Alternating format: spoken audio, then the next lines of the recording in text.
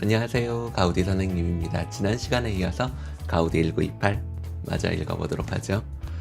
유년기와 학창시절이라고 하는 첫 번째 챕터를 읽고 있는데, 보통 가우디 전기를 시작하면 어렸을 때 어떻게 살았고 이 얘기가 몇십 장 나오거든요. 이 책에서는 한 3-4장 안에 정리를 하고 있습니다. 당시 가우디가 입학한 학교는 원래 모자라트, 우리가 파인아트라고 하죠. 원래 파인아트 계열의 건축학교가 아니라 새로 생긴 학교였어요. 기존에 파인아트, 모자라트 이런 선생님들이 와서 가르쳤지만은 학교 자체는 새롭게 등장하는 산업예술 이런 것들 있죠. 그런 것과 연관시키려고 하는 그런 학교에서 공부를 했습니다.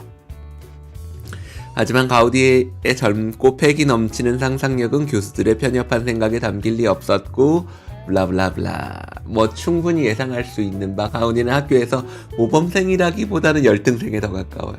가우디가 그의 졸업생 중에 꼴찌라는 것은 기정사실입니다. 그러니까 가우디는 분명히 그의 가장 도발적이고 가장 낮은 성적으로 졸업한 학생인 것은 맞아요. 가우디는 수업에 가지 않고 성적에도 별 관심이 없었던 학생이라고 되어 있고요.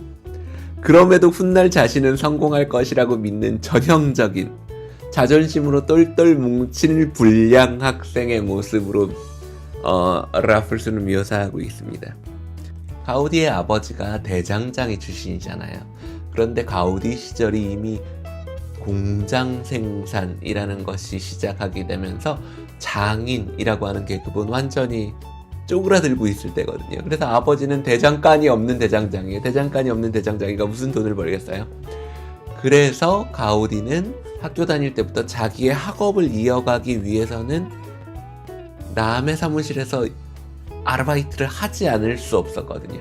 가우디가 이 선생님들 사무실에서 돈을 받고 아르바이트를 하면서 한 프로젝트는 아주 좋은 프로젝트들이었어요.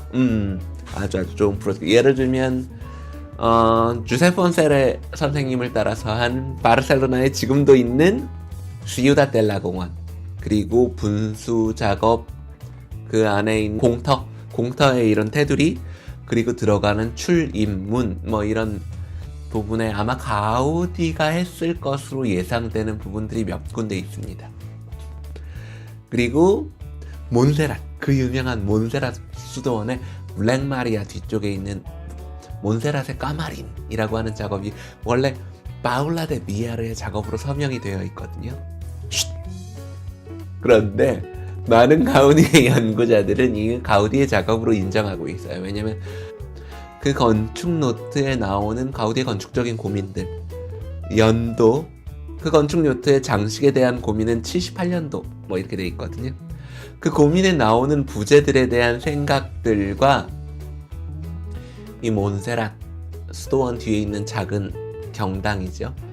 뒤에 있는 까마린이라고 하는 의 기둥과 그 건축 요소가 이야기하고 있는 바가 거의 합치하거든요. 그래서 이것은 파울라 데 비아르가 서명하긴 했지만 가우디의 작업, 그 중에 가우디의 알아볼 만한 거의 첫 번째 작업이라고 언급되는 것이 바로 이 몬세랏의 까마린 작업입니다. 어떻게 보면 가우디에게서는 굉장히 좋은 기회가 되었었던 것 같아요. 왜냐면 이 사그라다 파밀리아 성당이 실은 가우디가 시작하지 않은 거 알고 계시죠? 성가정 성당을 처음 시작한 건축가는 파울라 데 미아르였어요. 가우디가 대학 졸업하기 전에 파울라 데 미아르랑 같이 성당 작업을 한번 해본 거예요. 그래서 파울라 데 미아르가 가우디에게 이 일을 맡겨도 되겠다 하고 마음 놓고 맡길 수 있었을 것 같아요. 자기랑 성당을 한번 같이 해봤으니까요. 성가정 성당은 그 규모로 보면 대성전이라고 할 수 있는 바실리카급이거든요. 짓기만 하면 국보는 아니라도 지방문화재, 모뉴먼트쯤은 당연히 될 만한 규모의 성당인데, 그런데 이 성당을 맡은 가우디는 31살에 이만한 규모의 성당을 단 한 차례도 해보지 않은 피레미였던 거죠. 시우다 델라에 있는 분수, 그리고 그 문짝에 있는 투구 모양, 그리고 몬세랏의 까마린 작업, 이 까마린 작업을 왜 가우디의 공원이라고 사람들이 생각하는지를 여기 라풀스에 기술한 이 책을 읽어보면 한번 이해할 수 있습니다. 공원의 폭포에서 넓은 아치들 한편에 달려있는 백로들을 받치고 있는 이 장대들은 구엘공원 본층 전실 앞에 있는 한 쌍의 램프를 떠올리지 않는가? 카탈루니아 문장의 투구얼 용으로 표상된 철제 모티브로 구성해낸 가우디의 괴기스러운 환상들은 시우닷 공원 입구에 놓인 투구가 처음이었고 거기서부터 등장했고, 이 투구는 구엘 저택 정면에 있는 현수 아치 형태로 만들어진 큰 문이 2개 있거든요. 그 문 사이에 있는 조형물과 비슷하지 않는가? 살롱 데 산주안을 둘러친 난간과 항아리 장실들, 그리고 난간 양쪽에 암사자 머리를 매단 포물선 형태의 장식물 역시 그 풍부한 표현력으로 볼 때 가우디의 작품임이 분명하다. 이렇게 되어 있습니다. 자, 정리해 보겠습니다. 오늘 한 이야기는 가우디가 대학 다니고 있을 시절의 이야기예요. 가우디는 불량 학생이었다. 가우디는 학생 시절 성적도 안 좋았고 출석률도 안 좋았고 선생님들과 다툰 장면도 여러 번 나와요.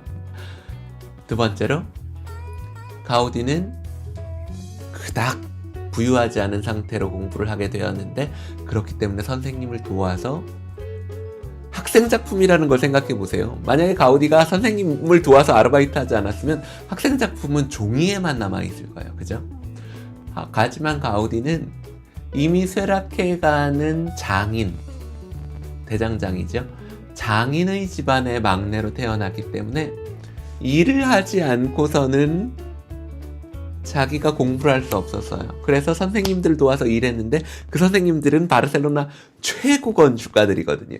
그래서 그 선생님들의 작업은 다 지어진 거예요. 지어졌을 뿐만 아니라 공공 프로젝트라서 지금도 살아있는, 2018년, 19년에 여전히 그 형태가 보존되어서 볼 수 있는 작품들의 가우디의 흔적이 남을 수 있는 가능성이 남겨진 거죠. 그게 가우디 작품이라고 단정하는 게 아닙니다. 누구도 단정할 수 없어요. 왜냐면 사인을 한 사람이 가우디는 아니니까.